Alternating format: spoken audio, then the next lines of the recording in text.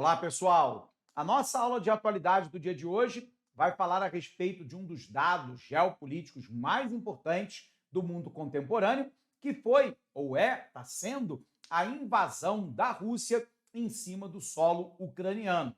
Aula de hoje, para a gente falar da guerra na Ucrânia. Vem para cá, acompanha comigo a aula de hoje. Aula de hoje, a atualidade, vamos falar lá a respeito da guerra na Ucrânia. Bom, todas as vezes que a gente fala de atualidade, é extremamente importante que você entenda que a atualidade não é simplesmente o fato, não é factual apenas. O que as bancas querem é que você entenda a linha do tempo. Ela quer que você entenda os antecedentes, o desenvolvimento e as possíveis consequências de uma determinada questão ou tema qualquer. E é exatamente isso que nós vamos fazer na aula de hoje. Primeiro é preciso te dizer que nós temos o fim do Império Soviético quando os bolcheviques ascendem ao poder entre 1917 e 1918, naquilo que era o Império Russo. Na sequência, a gente vai observar a formação da União das Repúblicas Socialistas Soviéticas. E essa União Soviética tinha na Rússia o principal país e na Ucrânia o segundo país mais importante da União Soviética. A gente vai observar que de 1920 até 1991, quando a União Soviética deixa de existir, a Ucrânia sempre foi a segunda república mais importante daquela União.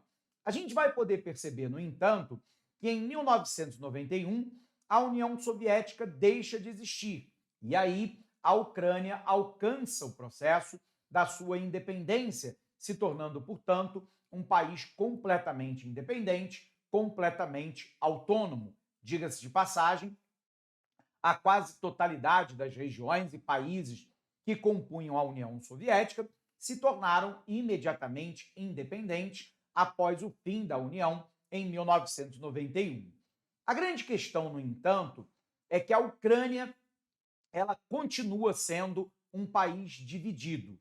De maneira geral, a gente pode dizer que a porção mais a oeste, onde fica a capital Kiev, é uma sociedade mais ucrânio-parlante, ou seja, que fala o ucraniano como a sua primeira língua natal, e é muito mais próxima do Ocidente, da Europa Ocidental, enquanto que a parte oriental da Ucrânia, a parte a leste da Ucrânia, que faz fronteira com a Rússia, é muito mais russo-parlante, fala muito mais o russo como primeira língua materna.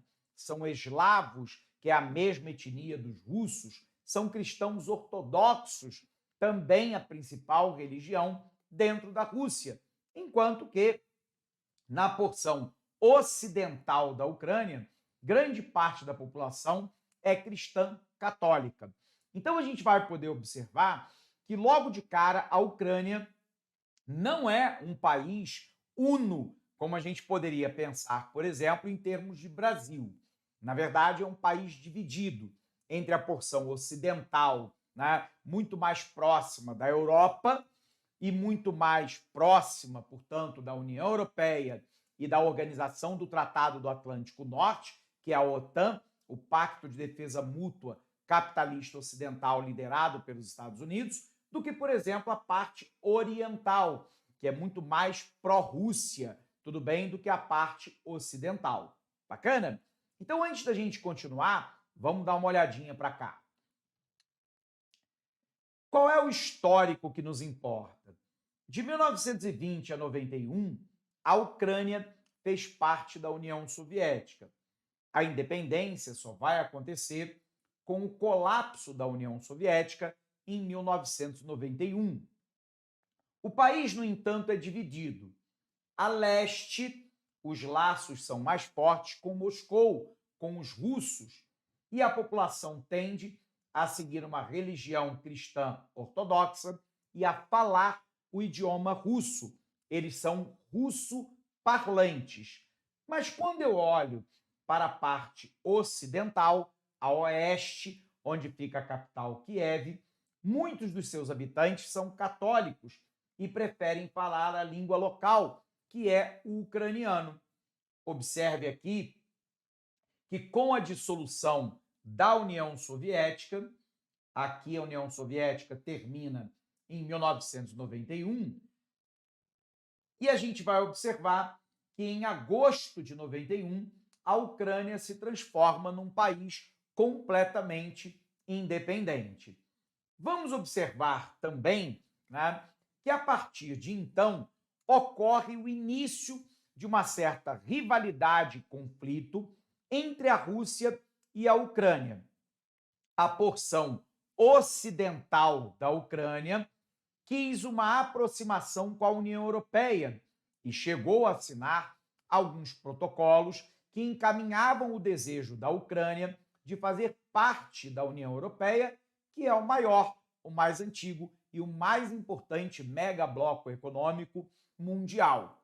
Por um outro lado, a Ucrânia começou a se aproximar cada vez mais da OTAN, da Organização do Tratado do Atlântico Norte.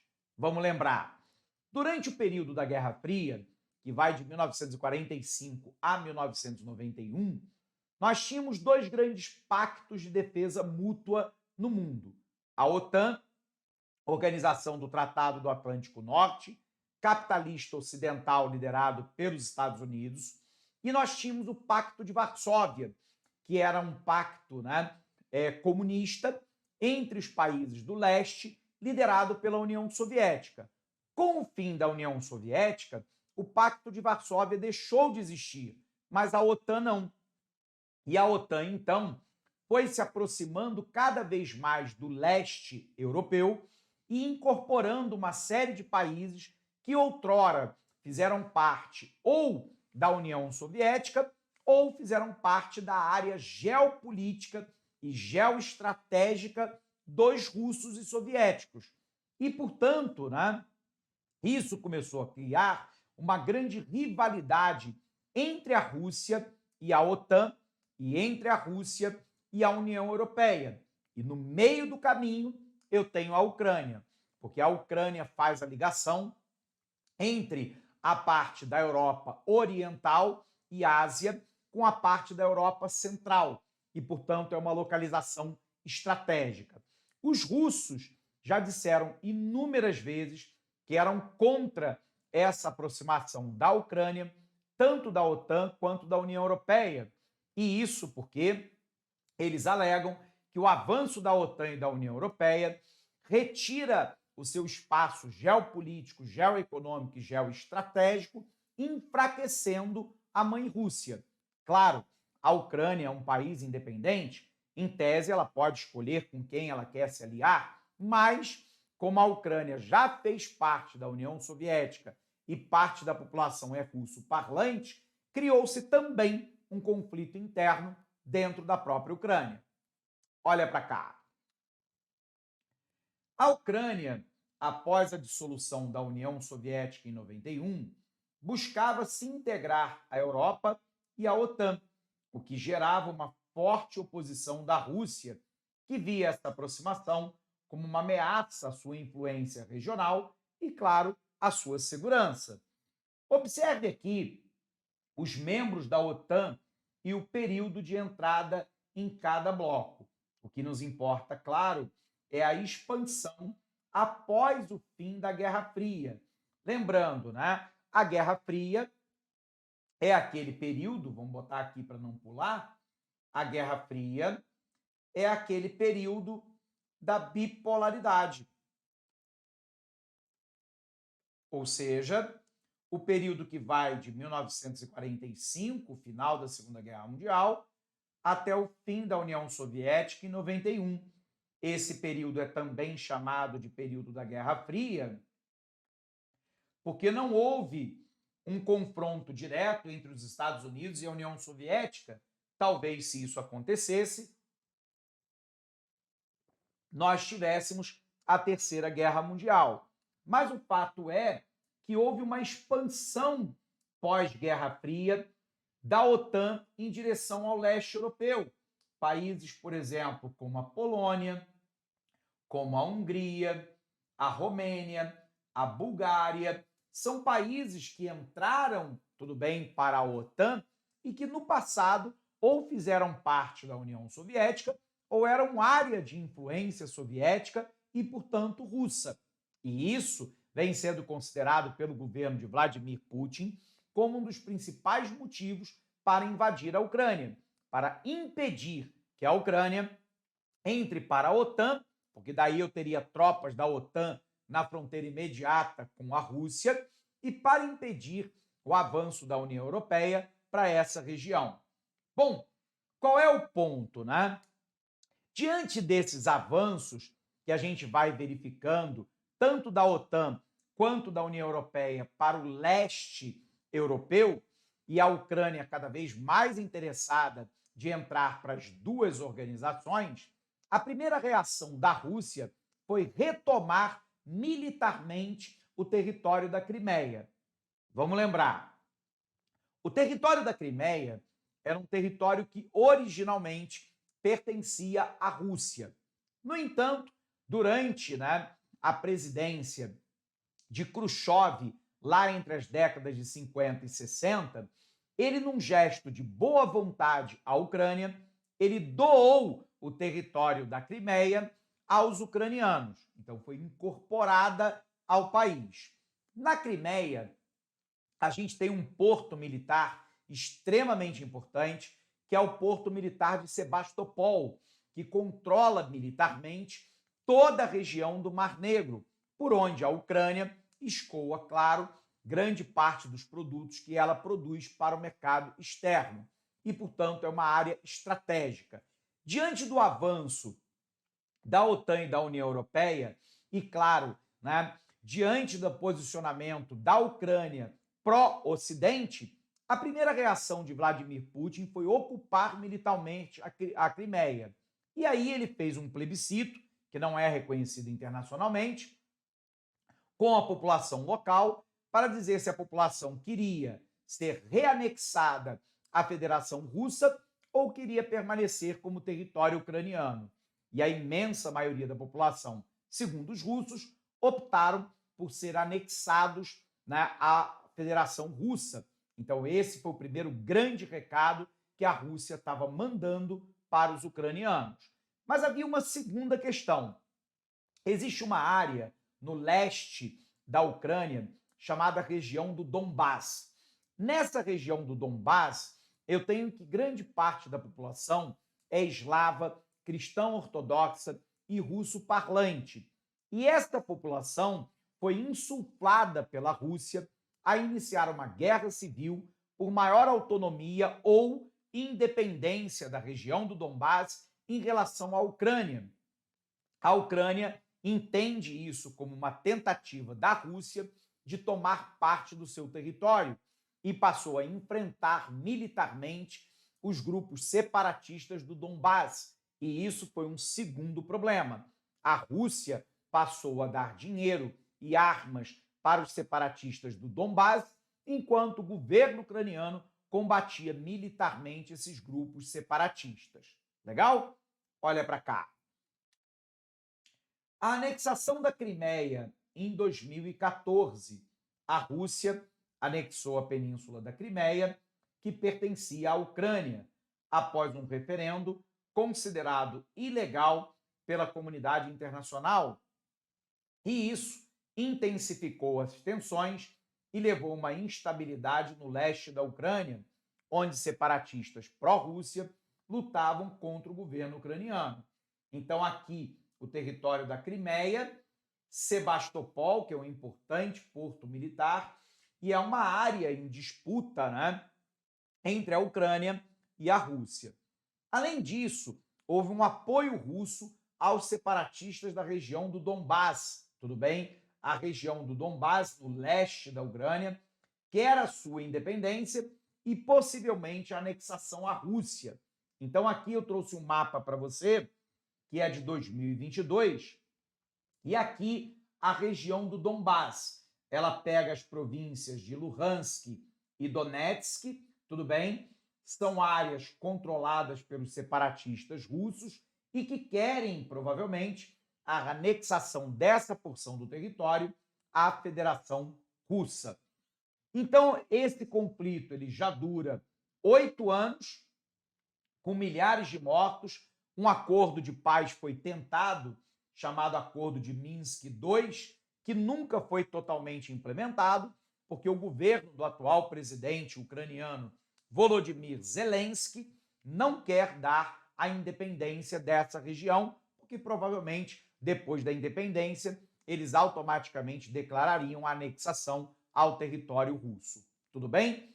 Bom, mais recentemente, então, eu tenho a invasão da Rússia à Ucrânia, criando o conflito que a gente vive no momento atual. Quais são as justificativas dos russos, né? Primeiro, eles alegam que tem que desmilitarizar e desnazificar a Ucrânia. A Ucrânia é acusada pelos russos de terem uma força militar que seria nazista ou neonazista. E, de fato, há grupos de neonazistas atuando dentro da Ucrânia. Mas, claro, isso é apenas uma questão de retórica dos russos para poder justificar uma invasão. A outra questão, claro, essa é mais importante, é desmilitarizar a Ucrânia, porque a Ucrânia, como eu disse, é um corredor de passagem entre a Europa Central e Ocidental e a área da Europa Oriental e a área da Ásia, onde a Rússia fica. E, portanto, estrategicamente, a sua posição é importante. Então, olha para cá. A Rússia exigiu a desmilitarização e a desnazificação da Ucrânia, alegando que o país é governado por um regime nazista, o que obviamente não é verdade, e que cometia genocídio contra a população russa do Donbás, o que também não é verdadeiro. Por um outro lado, a Rússia quer manter a sua influência na região e impedir a integração da Ucrânia ao Ocidente. Leia-se aí, né? A Rússia não quer que a Ucrânia entre nem para a União Europeia e muito menos para a OTAN. Tudo bem? Então, observe aqui que o avanço das tropas da Rússia ela se deu no sentido de ocupar a região do Donbás, província de Luhansk, Mariupol de Donetsk, tudo bem? E avançar pela província de Kherson, criando um corredor que liga toda essa área à área da Crimeia, que já havia sido tomada lá em 2014. Então, claramente, os russos criaram um corredor que liga o próprio país até o território da Crimeia. Bom, como é que o mundo ele tem reagido contra essa invasão russa ao território da Crimeia? Primeiro, sanção política e sanção econômica. Europa, sobretudo, e Estados Unidos e Canadá congelaram os ativos das empresas russas e de altas lideranças russas em solo europeu e americano e vem retaliando, não comprando ou diminuindo a compra de petróleo e gás dos russos, o que leva, em tese, a uma crise, já que o principal produto de exportação dos russos é exatamente esse. E é por isso que os russos já planejam um gasoduto e um oleoduto para a China, para tentar diversificar os compradores dos seus produtos. Então, a primeira questão é a sanção econômica e política. A outra é o apoio econômico e o fornecimento de armas. No momento atual, a OTAN disse que a Ucrânia não entrará para a organização enquanto estiver no meio de um conflito, mas os países da OTAN vêm doando bilhões de dólares e muito armamento para que a própria Ucrânia defenda o seu território. Claro que o exército russo é um exército muito mais numeroso do que o exército ucraniano. Embora a Ucrânia goze hoje de armas muito modernas que foram doadas pelo Ocidente, o número, né, dos russos é muito maior. Sua capacidade estratégica, sua expertise militar é muito maior que a dos ucranianos. E eles têm conseguido feitos pequenos avanços, embora avanços consistentes, ao longo dos últimos meses. Por um outro lado, isso gerou a entrada da Finlândia e da Suécia para a OTAN.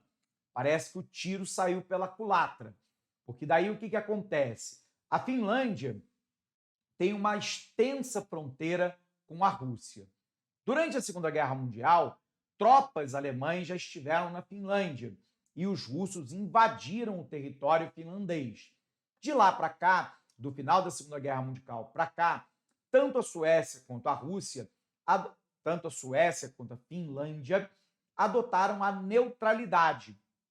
Ou seja, elas adotaram a ideia de não se aliar nem ao Ocidente e nem aos russos. Mas, diante da invasão da Rússia à Ucrânia, os finlandeses tomaram a decisão de aderir ao Pacto da OTAN. Então, já fazem parte do Pacto da OTAN, o que abriu 1.200 quilômetros de fronteira da OTAN com os russos, e automaticamente a Suécia fez o mesmo. Então, parece que a estratégia russa de tentar impedir que a Ucrânia entrasse para a OTAN saiu pela culatra, porque dois países neutros acabaram aderindo à organização. Olha aqui. A ofensiva russa, no momento atual, ela está estagnada, mas há uma crise humanitária, né? 6 milhões de ucranianos já saíram para outros países da região, sobretudo a Polônia. Há milhões de pessoas que tiveram que abandonar as suas casas. Há uma destruição completa do leste da Ucrânia pelos bombardeios russos, mas a Rússia tomou uma revertida, né? A Finlândia, que tem uma fronteira extremamente extensa com a Rússia, né? Agora faz parte da OTAN, e a Suécia, que originalmente era neutra também, passou a fazer parte da organização. Bom, quais são os impactos dessa guerra a nível global? Primeiro, o aumento do preço da energia, sobretudo petróleo e gás, e de alimentos, porque a Ucrânia é uma das maiores produtoras mundiais de alimento e é também uma das maiores produtoras mundiais de fertilizantes artificiais, o famoso NPK, nitrogênio, potássio e fósforo. Há uma instabilidade no mercado financeiro, porque ninguém sabe qual será o futuro e as consequências dessa guerra, e a guerra aumentou a tensão geopolítica entre a Rússia e o Ocidente, e o risco aqui é uma escalada desse conflito envolvendo a OTAN, o que poderia, em tese, né, permitir o uso de armas, inclusive nucleares, o que pode ser uma grave ameaça à segurança e à paz mundiais. Mudança na ordem mundial. A guerra pode ter um impacto duradouro na ordem mundial, com a reconfiguração das relações de poder, onde China e Rússia parecem fazer uma aliança estratégica, pelo menos ocasional, no momento atual. E aqui, um mundo muito mais beligerante, né? A OTAN concentra metade dos gastos mundiais, só os Estados Unidos representam 40%, a Rússia representa 4,8%, a China 10%, mas a gente vai observar que os gastos militares da OTAN passaram a subir desde que houve a invasão da Rússia à Ucrânia. Bom, vamos ver então como é que esse assunto caiu em prova, né? Em 2024, a banca Quadrix perguntou assim: no que diz respeito ao conflito atual entre Rússia e Ucrânia, julgue o item. O fato da Ucrânia ter ingressado como membro da Organização do Tratado do Atlântico Norte, OTAN, foi o estopim para que o presidente russo ordenasse a invasão do território ucraniano. Alternativa incorreta. A Ucrânia, de fato, se aproximava da OTAN e da União Europeia, mas ainda não faz parte de nenhuma dessas duas organizações. Portanto, não foi o fato da Ucrânia ter ingressado como membro da OTAN que tenha sido o estopim da guerra, e sim a aproximação da Ucrânia com a OTAN. Segunda questão: também de 2024, a complexidade das relações internacionais envolvidas na guerra entre Rússia e Ucrânia atinge atores que permeiam o conflito, como, por exemplo, os Estados Unidos, que acusam a Coreia do Norte de fornecer arma para a tropa russa.